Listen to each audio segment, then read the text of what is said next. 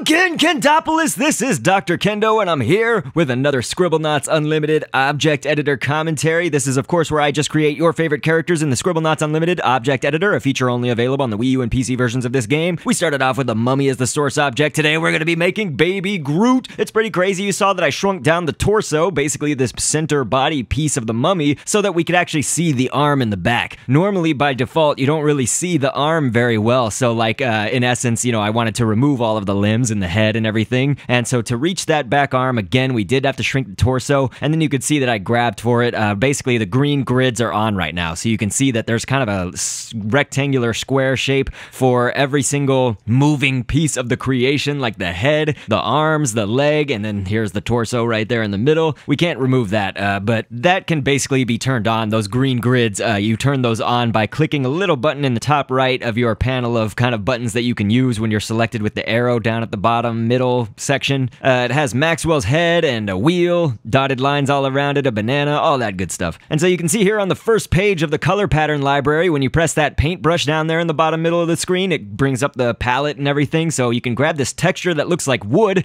and so we did that, and of course now have the back arm of a mutant. We did that twice for the start of the arms, basically the forearm and bicep, for our little creation here of Baby Groot. And so Jenny Greenteeth was basically the back arm of Jenny Greenteeth. We did that twice. That's for the hands and the rest of the forearm, I guess, of our Baby Groot there. So the arms are complete with those 4 stamps. We used a stump, and of course that yields stump for sports or tree, and obviously you want the tree stump, as you could probably see on screen. That's for just the neck and everything like that of our Baby Groot right there. A golem, the back thigh piece, so it's the back legs, but then it's that upper leg thigh. We're going to use that to start off Groot's thighs, basically, the start of his legs right here, and then we're going to finish it off with a treant, and so take that back leg, or foot, I should say, of the treant, and that will kind of complete it right now. A little bit of sizing is going to be needed just once we have everything in place. I'm also going to add these kind of grass pieces and vines and leaves and all that stuff that is on the little Baby Groot here, and so we've got a turnip.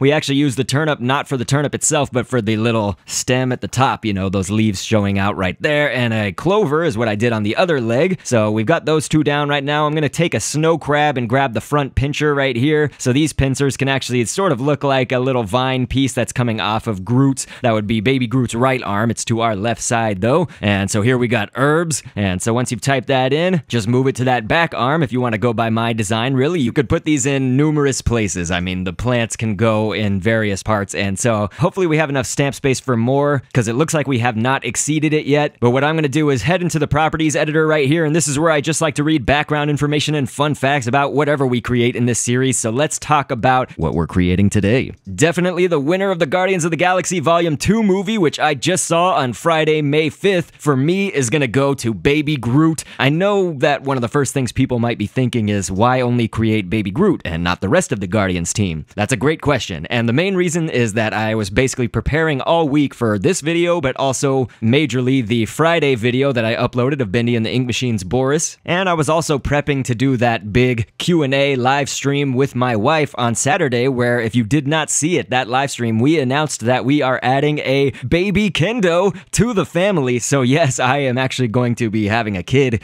It's still crazy to think and say. But yeah, so doesn't it seem good to be creating a baby character that was also highly requested by you guys in the comments? And who better right now than little Baby Groot? But anyway, the movie is great. I absolutely loved it, even if it felt at times like they were really reaching for humor, possibly using the same joke several times. I didn't really care about that. It was just amazing. I laughed, I loved, I cried, and it was a good time. The theater actually even handed out these little Baby Groot masks for everybody, and so I have a neat little Groot mask, and maybe I can show that either here at the end of this video, because we're moving on now to the head. Well, the head is a source object right here, and we put down Jenny Greenteeth's body, actually, so if you grab the torso piece for Jenny Greenteeth now this time, then it looks a lot like the shape of the little Baby Groot head. And so with all of that, basically the top where Groot's hair would be, you know, if Groot had hair, that's kind of why I chose the Jenny Greenteeth torso piece, because it has these sort of layers right here, and we're going to use a rectangle. You can type in rectangle if you're in Scribblenauts Unmasked. In Scribblenauts Unlimited, you can just grab it from the geometry library or shapes library. And we're going to use a crane, the middle neck piece of the crane for the kind of last mossy piece for Baby Groot's top of his head. And so that's all the way there to our right now. And I'm getting this other rectangle, but we're also going to need this shape. So this is the parallelogram, so you're going to need to type in in Parallelogram if you're in Unmasked, but here in Unlimited, we just grabbed it from the Shapes library once again. And so I need to make this a little bit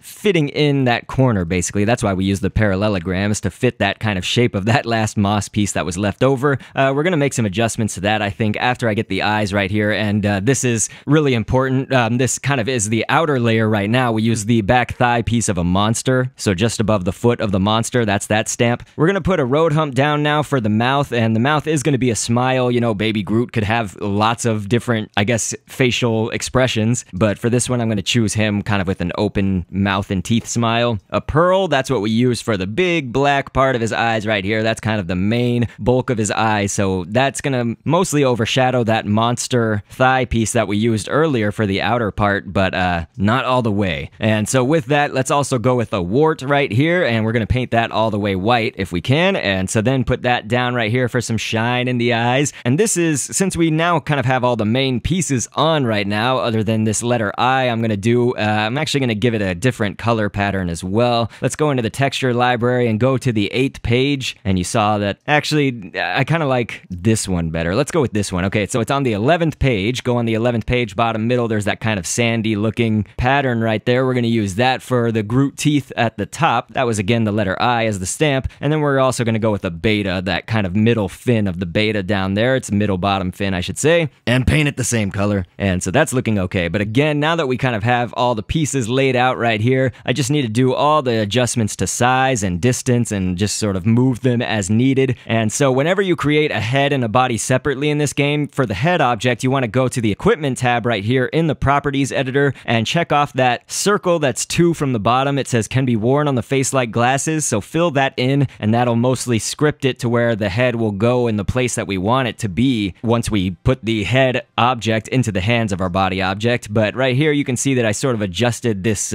rectangle that was on that 3rd or 4th Groot spike there for his head. So looking better now, I think.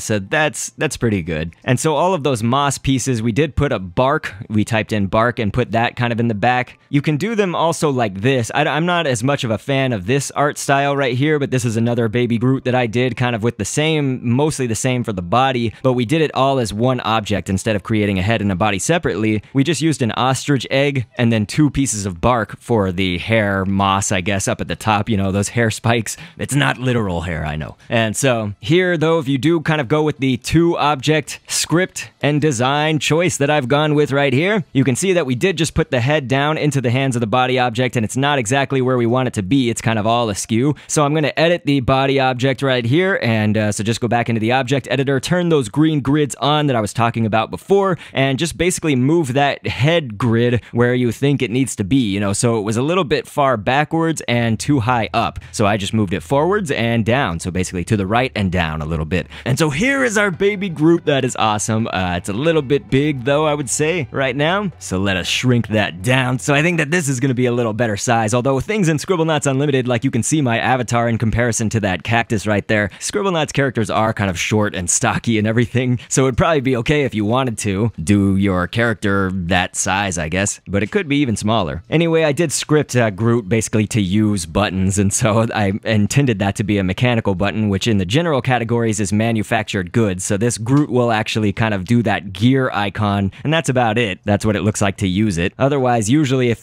the object that you're placing for it to interact with does have a use, then it will actually go and do that use, if that makes sense. It will activate it or whatever. But this is looking good, so obviously I hope that you guys have enjoyed seeing this, and yes, still as of the recording of this video, we don't know what our baby is going to be, if it's a boy or a girl just yet, but we are actually going to figure out next week, so I will probably have an announcement for that on the next episode of this series. I know for people who see this way beyond, like it's the year 2017 when I record this, and the month of May, but when people see this way in the future, they're going to be like, what is he talking about? So this is really kind of a message for the present. Future people, hello from the past. But anyway, I have created Guardians of the Galaxy before when the movie first came out in 2014. I did it in the summer then. That was really when I had a lot less skill and knowledge of stamps in this game, and didn't even do the 2-part object thing to get more details and stuff, so it was still kind of new for me, just a little bit. I don't think they're horrible designs, but I know that they can be massively improved, as you can even just see with our Groot here. But yeah, you guys are the greatest. I thank you so much. Remember that I do live stream every single Monday, Wednesday, 7 o'clock Central, 8 o'clock Eastern Time on twitch.tv/DRKENDO. That's twitch.tv/Dr. Kendo. Now I really need to go have some sleep. I need to sleep.